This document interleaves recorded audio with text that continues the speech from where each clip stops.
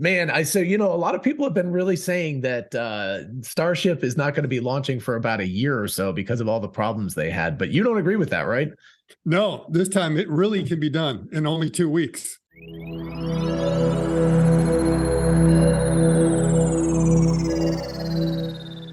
Hey, y'all, it's Dr. Know-It-All. I am back with Scott Walter again, and you have an actually very intriguing idea. We are doing 2 videos today, but I'm going to split them up, and so we are going to tease the ISP or specific impulse video because we feel like it deserves its own breathing room so people actually understand what the heck ISP and rocketry actually all has to do with. But today we're going to talk about single stage to orbit and launching soon. So Scott, you can take it away. Yeah, okay. So let me go ahead and sort of show the genesis of where this idea came from. And if you remember the last video we did, where we talked about, the overall acceleration that the Starship had in the efficiency and how well it performed or kind of underperformed. And I put this thing out, and it came up with some rather interesting tweet threads that I just wanted to go through because we were really focused on how it underperformed. And someone asked like the most obvious question that I hadn't even thought of. So Eric Butler asked, if it was able to complete the loop and separate, do you think Starship would have made it to orbit? Right. And my knee-jerk reaction was, absolutely, of course not. And almost to the point of, what a silly question. Right. And then you got to be careful. As soon as you think it's a silly question, it may not be. Think about it through. And so I was very careful not to react too quickly and actually tried to give it some thought to see if it was. And my gut kept on telling me, I just think it underperformed too much. But I decided that, rather than doing sort of a full calculation, I more or less, I reasoned by analogy, right? Which sometimes can be a very dangerous thing to do. So my analogy was like, it underperformed because I compared it to the Falcon 9. Right. And so the Falcon 9 is more like, 60, 70 kilometers versus, what was it, 30 kilometers? You have much higher velocity. Actually, it's closer to maybe 8,000 kilometers per hour. Yeah. I was actually watching the launch last night, not with the heavy, but the rate. That one, I was watching it, and when it stopped, I think it was over 8,000. I think it was like yeah. So and it probably depends upon the profile and everything else, because the one I was looking at was like a CRS mission, and so it was a little bit different. So, just kind of looking at that, your gut feeling is like, oh, no way. It just can't go up there. But you got to remember, they are configured a little bit different. So the stages are a bit different. They have slightly different thrust profiles, a lot of other things. Right. So, and Starship, frankly, Starship's second stage is a lot bigger than the second stage. Yes, it is. It's got a lot more engines, a lot more oomph, everything else. But still, you're trying to compare the two to figure out what is going to do that. And so a couple of rocket nerds entered the thread, and they're self-described rocket nerds. Okay, so that's because they really know what they're talking about. So Aeneas was kind of wondering that he thought it would be close to possible, but not there. So he was looking at it, and he had almost kind of like a close but no cigar. Because my feeling was like, it could probably make it into space. It's just that there's no way it would be able to get orbital or even near orbital. Right. But then Ozan and wait. Just in case people don't get that difference, it's a whole different thing to go straight up in the air and back down again. That takes a lot less energy than going sideways delta V's at 25,000 kilometers an hour or 17,000 and a half miles per hour sideways. That's mostly what you're using when you're going into orbit. Because the Falcon 9 first stage does not make it into orbit, but it does make it into space. Right. So even though its stage is kind of low, it's still on a ballistic trajectory, and it continues up and usually goes up over 100 kilometers. And once you do that, you're past the von Karman line, and technically you are now in space. So it makes it all the way up there and down, but there's no way it could stay in orbit. It's just going to fall out of orbit right away. So Ozan was starting to look at it and getting a little bit closer, and you begin to see that I was like, he thinks it has enough thrust to weight ratio, because this was kind of the problem there. Right. And he thought it was kind of go up, and they ended up doing a bit more analysis of it. And if you're not following these two guys, you should. They really have some very interesting takes, and I learned a few things from them for sure. And then this is when it gets interesting, is when we get to the graph. Yes, right. And then you get to the point that is really looking at it, and he was able to Ozan was able to come up with an actual orbit that he thought it could have gone into. So he thought it could go into like a 200 kilometer by 100 kilometer orbit, which was kind of amazing. Right. Because 30 kilometers and 2,000 kilometers per hour, for all intents and purposes, is almost like a standstill start. Right. It's like you're almost at sea level and you don't have a whole lot of velocity to begin with. So to me, that was rather amazing to do it. And to kind of put that in perspective, it would orbit, but you'd like to be a little bit higher than 100 kilometers per up, because even though you are technically in space, there's still a little bit of drag. So it's not going to stay up there for years or anything like that. It'll end up decaying, but it will be in orbit, and that's quite possible. Right. And so, Naas went through and, see, get some real numbers in there, which look rather kind of interesting. So, the overall feeling is that, if the stage separation, if they had been able to do it, and that's the big question, could they have been able to do that, and why not? And there's a good discussion that Marcus House and Scott Manley had on Fraser Cain's channel about that, where they were thinking of everything from, it was like a mechanical issue, lack of hydraulic pressure could have been a problem, to also maybe a software limitation issue that, you cannot separate until you get above a certain altitude or something like that. Right. And but we can be magical about that at this point. We can just assume that they separate. Assuming it was able to do that, could it go up there? So, one of the questions I ended up having then was like, well, if it can really do that, could it be an SSTO? So in a sense, like my gut impression and also Naas's gut impression was wrong. Right. We were too conservative. So it's like, all right, could it be an SSTO? And for those who don't know what that is, SSTO means single stage to orbit. And it's kind of the holy grail of rocketry to be able to come up with something like that. There have been proposals, but as far as I know, and others, I don't think anyone has ever actually successfully launched a single stage to orbit. Not even as like someone trying to go for the Guinness Book of World Records or anything like that. If they did, it would almost be impractical. However, we have come close, and there have been a lot of proposals for it. Like in the 80s, Boeing and others came up with some of these gigantic ships that were going to be reusable and everything, that used the Aerojet. I remember. Yeah, I think the Skylon is the Aerospike engines and everything else to be able to go single stage to orbit. So there were a lot of grand plans, but no one ever came at the closest. There was a startup called Rotary Rockets back in the 90s that came very close to, had an idea for that, but let's say they started to build things and then ran out of money, like a lot of the other startups. So everyone's thinking about doing that, and whether Starship could be a single stage to orbit. And in talking with Fraser Cain, Scott Manley said it's only a single stage to orbit on Mars. And I think what he means is single stage to orbit with a practical payload, because I really think it could be, and this is a little bit like what we'd want to discuss about this idea here. And of course, what Ozan is saying is like, it makes more sense as a two-stage to orbit vehicle, which is what it is. The whole idea of the booster to be able to put anything in there. So now I'm going to just talk about one of my favorite rockets of all time. The Saturn V is probably number one, soon to be eclipsed, I'm sure, by Starship, but Saturn V is incredible. But you have to look at the Atlas. The Atlas is like really the first modern rocket. And this is just for people's, again, historical information. The Atlas, there was the Mercury Redstone, which was basically an ICBM that they stuck a Mercury capsule on top of, but it could only loft people into space, not into orbit. It's suborbital, straight up, and basically it didn't have the power. It was basically like if you imagine the Falcon 9 first stage. It can get up to 100 kilometers, but it's going to come right back down again. It's going to come right back down. So anyway, the Mercury Atlas, or the Atlas rocket, was the first, as you say, modern rocket that it was kind of stage and a half, right? It kind of had a weird... it's kind of weird. We're going to get to that. So it was an ICBM. It was liquid fueled.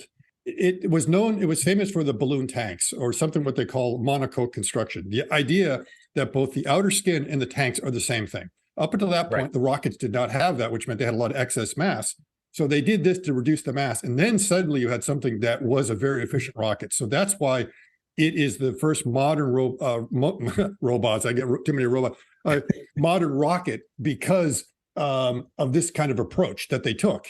And just to show how good it was, like in 1957, the Americans are absolutely embarrassed by Sputnik. Right. And our response in December of 1957 was Vanguard, which just blew up on the pad. Right. It wasn't until January of 58 they were able to put Explorer 1 up there, which is teeny tiny compared to the payloads that the Soviets were putting up at that time.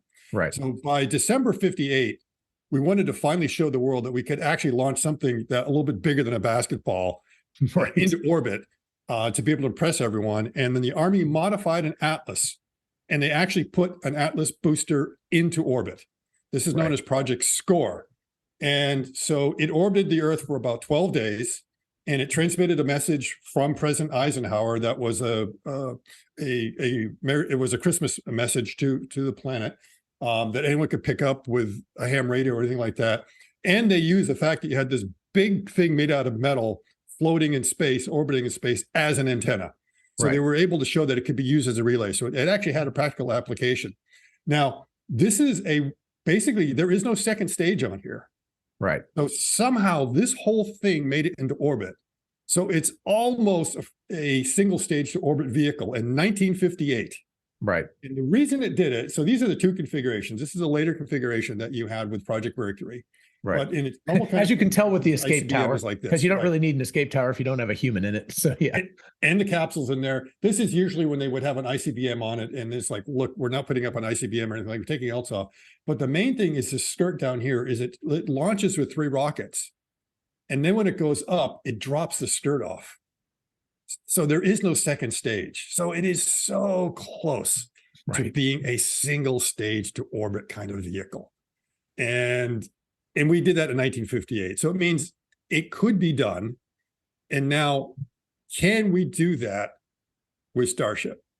Right. And I'm pretty sure the answer is yes. So, I mean, it's not just my opinion. It seems to be the opinion of a couple of people that know what they're talking about.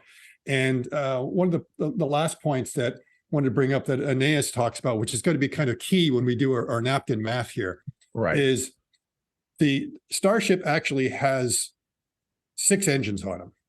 On it. It's got the 3 center ones, which are the sea level engines, and the 3 outer ones, which are the vacuum engines.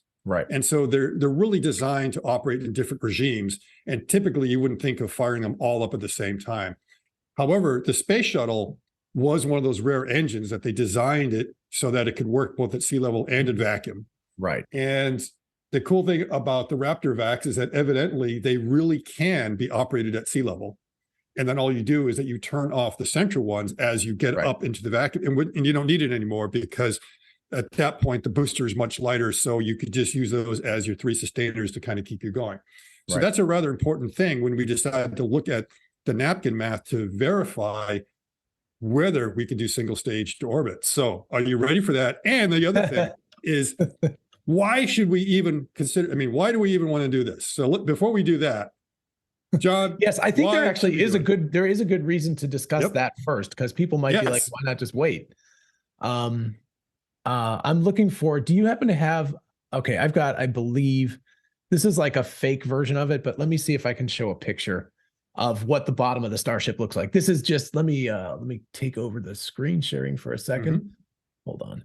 And let me share this screen. So again, this is just a render. This isn't the real thing, but it's probably close enough to get the basic idea. So in the middle, and I believe that the only ones that can gimbal are the center ones. Yes. So the sea levels can gimbal, but the vacuum. So the vacuum are the ones with the big bells. Combustion chamber, just again, for people who are not familiar, the actual combustion chamber of these engines is the same. It's the bell. And what you have to do is at sea level, there's 15 pounds per square inch or 1 bar of pressure. And what you want is the exhaust to come out to match atmosphere or ambient perfectly pressure. Perpendicular or parallel so to rocket backwards. So you want the expansion to match whatever the ambient conditions are. And so what happens is with too big of a bell, it actually will compress. It gets too low of a pressure and the atmosphere will push it inward and separate it from the bell. But when you're in space, cause erosion of the bell. Overexpands. Yeah. And when you get into space, it overexpands with the sea level engines. So that's why the sea level engines always look dinky, is because they don't need that giant expander bell on the backside of them. Yes. And the giant expander bell is extra mass. So you're saying, well, if we don't need it, let's not use it. And if it's the first stage, we're just going to drop it off. And the second stage, we'll have something else. But then the other thing is you just lose performance that you're going to get by being in the vacuum.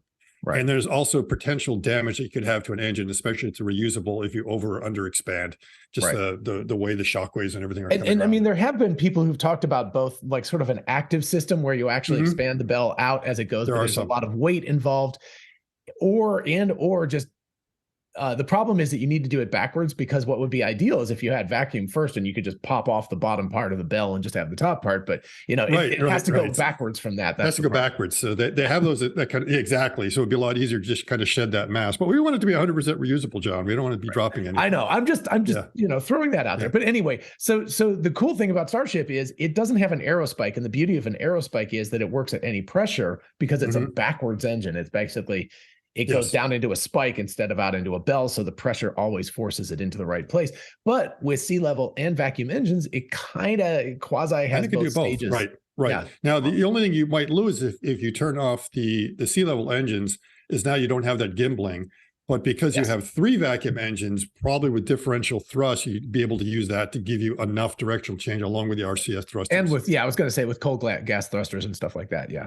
So all that should work. Now, why should we even entertain this idea of doing that? Why not just wait for the next booster? And I think there's a couple of reasons. One is it's a public relations kind of thing, because right now it's like, oh, big disaster. Artemis is going to be behind schedule. Bill Nelson has gone out and said that, he thinks they can launch within 2 months. He's kind of stuck his neck out. I'm surprised he just didn't go for 2 weeks. But he said that, and it was kind of a surprise. That's going to take him a long time just to get the pad FAA approval and everything else. Right. But there is a way that they can get a success on the scoreboard right away, and that is they can test Starship orbitally and get a lot of data from it. Let's add a couple of other things. Number one, they can launch off their other launch pad, which is not Mechazilla, because they have the suborbital launch pad, which is built for the Starship, and that is in good shape as far as we understand it. And it's far away from the roads. Exactly. And the public. And they also have a whole bunch of Starships that they built not to do reentry, so they don't even have those big fins on them. And that's a whole bunch of weight that it doesn't have to carry. Maybe depending on the kind of orbital test you want to do. So they may do that. And that's why I want to kind of discuss, what variants they might want to try on that. But they could get a success very, very early. And this is typical in programs, because in the Apollo program, Apollo 8 was not supposed to go to the moon. Right. Apollo 8 was supposed to be the first test of the lunar module in orbit. It was supposed to be Apollo 9. Right. But because it was behind schedule, they said, what are we going to do? Well, let's just go to the moon. Specifically, the lunar module was behind schedule. So what they did was they didn't have the lunar module built, and they're like, well, we're just going to go to the moon instead. There was, of course, the Soviet Union. They thought that they were about to launch a mission to the moon, like around the moon. So they wanted to beat a lot of reasons. But if you want to get the public back on there, for everyone to not think that it's a complete disaster, get a bit more confidence and faith in the program, and to see, is Artemis going to be on track? You can go ahead and show that, yes, one part of the system is going to work. And remember, we tested Apollo before we tested the Saturn V with Apollo, at least as a manned mission. So Apollo 7 was using a booster that had already been tested. So we tested out that spacecraft first. And then the next one, of course, was now we put on the Saturn V and send it to the moon. So Starship is an important part, and we've done the suborbital test, but we could do an orbital test without having to have the heavy. So I think there's a lot of reasons. And if I was advising Elon, I'd say, that's what you do. Go ahead. You said you had some napkin math. I mean, basically, you need a delta V. You basically have to get from 0 on the surface of the Earth to 25,000 kilometers an hour ish. Maybe not even quite that high if you just go into an elliptical orbit and it only orbits once or twice and then falls back into the atmosphere. So it doesn't even have to be quite that good. Yeah, it doesn't have to. And so what we'll do is let's go ahead and so I think you can see that I have Starship up here right now, correct? Yep. Yeah. Now this is just from the SpaceX website, just the figures that are there, just to make sure they're kind of current and it's what's published. So we now know what the thrust capability is, the propellant capacity. I was able to find the dry weights somewhere else, which I think is like 85 tons. And then there's also some information here about the Raptor engine. So I took those and just put it into a spreadsheet to get an idea if we can even get there. So with the spreadsheet, this is what the known dry mass is of the Starship. So it's about 85 tons. It can load up to 1,200 tons of propellant. It can have a payload of up to 150. And the sea level Raptors have a thrust of about 230. and the Raptor vac are about 258 each. And so there's 3 of them. And so if you take 3 times this, 3 times that, this is what you get for the thrust. Now, I don't know that we could call that sea level thrust, because the vacuum engines are only going to get that in a vacuum, not at sea level. What just for the units of thrust in this case are kilonewtons, or? Yes. Okay. So they're tons. They're tons. Yeah, they're metric tons. Yes. Oh, okay. Yes. And so here again, now this is what the website says. It says 1500. Now, I don't know if that means sea level or when it's actually sort of up at altitude, which is probably more likely when it's up at altitude that they're getting performance like this. So if we take the low end and say, well, wait a minute, let's say just all sea level, that's what we would end up seeing at sea level. So if we look at the thrust to weight ratio, we can see that fully loaded with the payload as it is, our thrust to weight ratio is like barely over 1, if at all. So you would say, oh, but that's with this thing's not going to launch. That's with the payload. Yeah. That's with it. Yeah. There's no way you can do that. You can look at the propellant fractions and everything else. And even if looking at the ISPs of the different engines and looking at the delta Vs that's going to deliver, we can see we're in a deficit here. There's no way we can make it to orbital velocity, which is this value over here. So it's like 7,823 meters per second. So it's not kilometers per second or miles per hour. These are meters per second. More fun. It's basically 8 kilometers per second is the delta V from 0 to orbital speed. Yeah. Yes, that's about what you need. So just shy of 8, because you get to remember there you have to get yourself up about 100 kilometers. So there's the potential energy to lift that amount of mass, and you also have drag and a bunch of other things that are going on. So that's why these are all napkin math, and you get an idea. So you can see with this, that's not going to happen. But the question is, what happens if the payload goes to 0? We don't care about that. Oh, and suddenly look at that. Payload is data. Yeah. The payload is data. So let's remember that. So using that, even with the really low performing, we're right at, it's like, you'd like to be about 1.1 if you can, but maybe we can do something to get that up. The mass ratio ends up being about 15, propellant fraction is over 90%. And again, using these 2 numbers. So if you look at the sea level, so if you only get sea level performance the whole way, you can get a delta V of 8,700, which is a bonus of almost 900 meters per second. So that means that's a pretty good bonus. And if you were like to be the vacuum all the way, you see it's like it's getting close to 2,000, a bonus of nearly 2,000. Now, we know it's not good. Now, this is maybe too pessimistic and this is too optimistic. So it's probably somewhere in between there. So it looks like it's doable. Yes. Really does look like it's doable. And let's remember also that, again, if we strip away the fins, which there's several of the Starships, so your dry mass could go down to 80 tons or less than that. Yes. So let's say we're able to get it down to 82 or something like that. It starts to get a little bit better. So or maybe we say we want the fins on there to test them out, but we're not going to put the tiles on there because we don't care about reentry. And or maybe we just something like the header tanks aren't going to be there, or maybe you do want the header tank, because I don't know whether the header tanks would be considered part of payload and everything else. Well, the reason I'm saying that is because I believe that they have some that are sitting there without the fins on them already built. Yes. These things exist today. Exactly. So it depends upon what your data is going to be. How much you want to learn about, can the tiles handle reentry without coming off? What ends up happening if we lose some? Is it able to deal with that? What's it like steering at those hypersonic speeds? There could be a lot of data that you'd want to get just from that, even if you don't have the header tanks to be able to do the landing in the ocean. Or maybe you have enough margins everywhere, you can do the whole thing. It does 1 or 2 orbits, you're able to bring it back in and do that sea level landing. That could be an awful lot of benefit. Absolutely. Now, just so everyone understands, where does this delta V come from? Well, the delta V, this is the rocket equation. And so the rocket equation is basically, if you click on that, it'll probably pop it right up in the little. Yeah, it'll show it up. There it is. Be a little bit hard to read because it's an Excel format here. But basically, you take the ISP and you multiply by G. And we're going to talk about ISP later on in the video. So you have to get the escape, not the exhaust velocity, the effective exhaust velocity of your engine. And you multiply that by the natural log of the mass ratio. So the thing is, a really big mass ratio makes it very effective as far as what you're going to get in there. And so the bigger the mass ratio, the better your rocket's going to perform. Unfortunately, the mass ratio goes through the log function.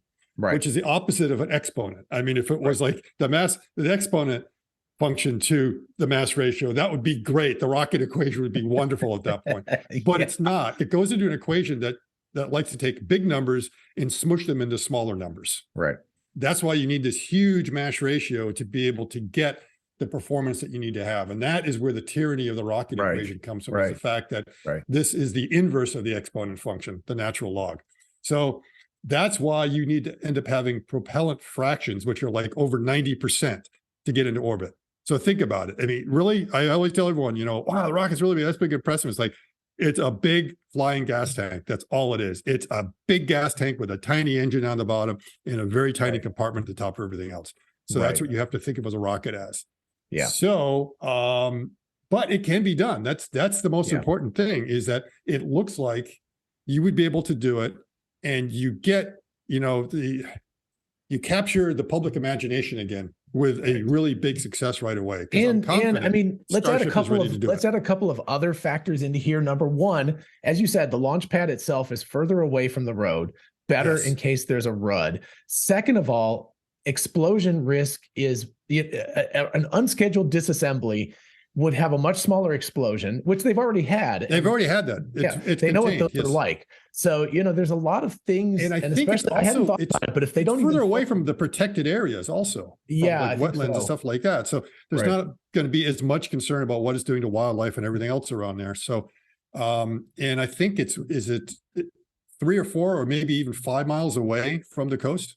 I can't remember if it's that far. Is it really that far? I have to look on the map. I know we see some look on the map images of it, but at any rate, the big thing is that this is kind of like a known quantity, and maybe SpaceX doesn't want to deal with that. But on the other end of it, there is a lot of data to be learned by actually putting it in space. And even if it's just a stripped down rocket the first time, I'm thinking about those balloon things where they throw out all the chairs and all that stuff to try to get more buoyancy in the balloon. It's like they're just throwing things out of the Starship until it's just an empty hulk, to strip out a couple of extra tons of weight. But it could be done. Absolutely. Yeah. I absolutely think it can be done. So if you don't like the thrust to weight ratio and you want to boost that a little bit, you just knock the mass down a little bit by maybe getting rid of the tiles, getting rid of the fins. There's probably some internal things. Again, the header tanks, are they going to be needed if you decided you're not going to actually do a propulsive landing or anything like that? Or at least you don't have to fill them. So that's something that you don't have not fill them or remove the structure. I'm sure they can go in and, they can always knock another one out as well. And these might be the newest generation of Raptors as well, which might perform even a little bit better. So I definitely think it can be done. They don't even have to think like this is a really intriguing idea, and definitely, hopefully, SpaceX is already thinking about this. But it's not just one-off. The first, I'm thinking like they could do one launch with just strip down, no fins, no tiles, no nothing, get it into space, show it works, and then burn it up in the atmosphere on the way back down. And if that works, and if they're like, oh yeah, we still have enough margin, then put the tiles on and the fins on and attempt re-entry. There's a lot of very valuable things they can learn without even needing the booster. I mean, first getting the world record of single stage to orbit. And if you do a single stage to orbit and return, if they can go around one time plus a teeny little bit, they've got it first single stage and return. Propulsively. I mean, that is a flex at that point. Then you're like, wow. And then you almost wonder, it's like, they can do all that. And, unfortunately, to get that 150 metric tons to orbit as a payload, you need that super heavy. Well, that's the whole thing. Well, that's the whole point. But without it, Starship almost has enough to be able to, Starship can carry its own weight. I think is the best way to think about it. It can carry its own weight. The whole idea of the payload is what the super heavy is trying to launch on up there. And then which is kind of crazy when you look at how big that is, that all of that is just for the extra 150 tons that it's carrying. It's like, that's a lot of rocket for it is absolutely a lot of rocket. So that's I'm kind of bullish on that thing, and I'd like to see them try that, because it will show the world that they're for real. On this. I hadn't even really thought about it, but you would have, number one, you'd have the first full flow engines to orbit.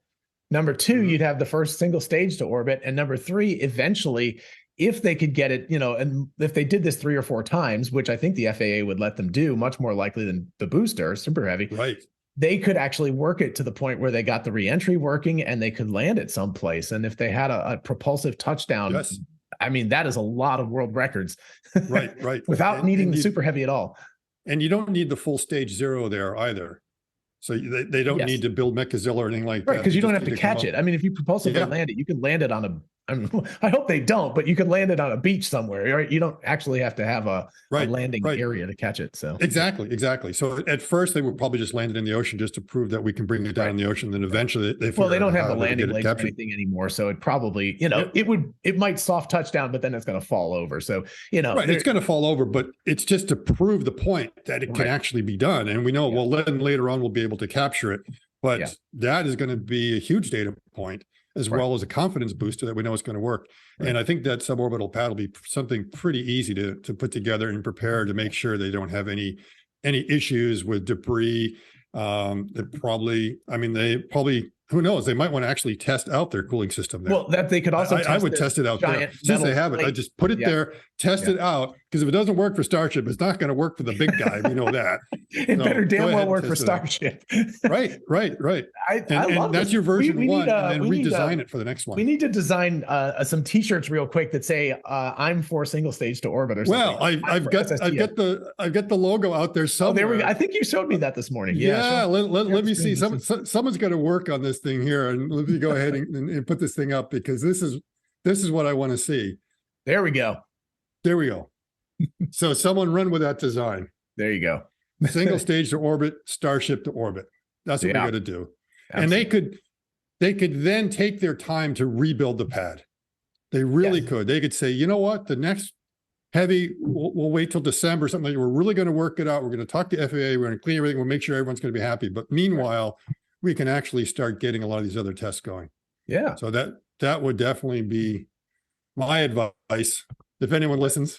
Yeah. And the other thing is, remember, that would give them enough time to build the moat, the mega oceanic acoustic tamper, the big water like pool. Whatever that thing's going to look like. Yeah. Well, I mean, they keep talking about a metal plate, but I think we were onto the more of the right track, where you just use a giant pool that you stick under the rocket, bubble up underneath it before it launches, so it's not reflecting the sound waves directly back at the bottom of the rocket, and you're in pretty good shape. So anyway, we'll see if they pay any attention to any of the stuff that we have to say, but nothing like being armchair quarterbacks, right? It's real easy from our end. Absolutely. Just throw that thing up there, guys. Anyway, so much respect to SpaceX, of course. Also, thank you so much to Scott for thinking about this stuff and working on it, and to the lovely folks on Twitter that I'm blanking on their names right now. Anyway, I'll put their links in the description so people can find them. And Aeneas, Aeneas, so anyway, thank you so much to everybody for thinking about this stuff, and definitely let us know what you think about too. We are going to take a break in terms of our videos, and we're going to come back, and it'll probably be the day after we release this one, but we're going to talk about specific impulse and why it's measured in seconds and what the hell it actually is, so people can understand it. So thank you again, Scott, for so much for being here. Yep. All right. Bye-bye. Cheers.